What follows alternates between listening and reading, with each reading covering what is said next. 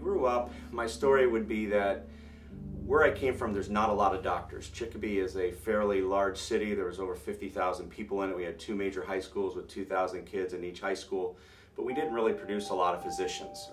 Growing up, I was very involved in sports. I had the normal injuries and broken bones, and I can remember my mother saying to me when I was younger, "You used to be an orthopedic surgeon," but people just didn't do that where I grew up. So I decided to go to Springfield College and become an athletic training major so I could still be involved in sports.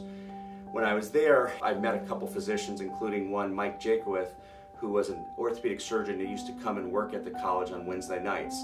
So I used to go over there on Wednesdays and spend time with him where he would examine the athletes and I would be watching him, learning pointers. He eventually brought me into the operating room so I could watch some of the surgeries and in the office.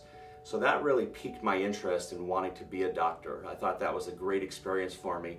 And I don't know if I ever would have gotten where I wanted to be if it wasn't for Dr. Jakowith taking his time out of his busy schedule to help me out.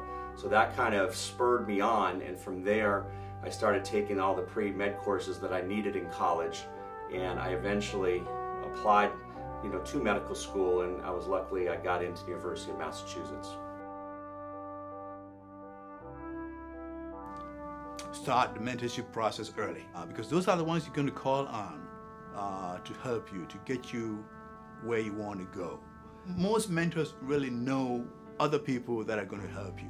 If they themselves cannot help you in a particular area, they'll pick up the phone and call somebody else. And as you actually progress in medicine, you find that it's really more the recommendation from the mentor to another person of equal stature that will get you where you want to go. They identify your interest, they know that that particular interest may not be available in that institution. They pick up the phone and they call somebody else, and here you are, and you get into that place.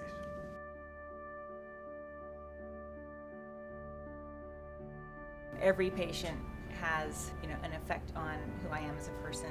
There are a few that stand out. I have a little girl who was attacked by a dog when she was 5, and I was on call. It was actually on my birthday, and I was new to Annapolis, and it was a big major operation to get her face back together, and that was 14 years ago, and so I've been seeing her every year since then, and I've watched her grow up, and that's been a pretty special relationship.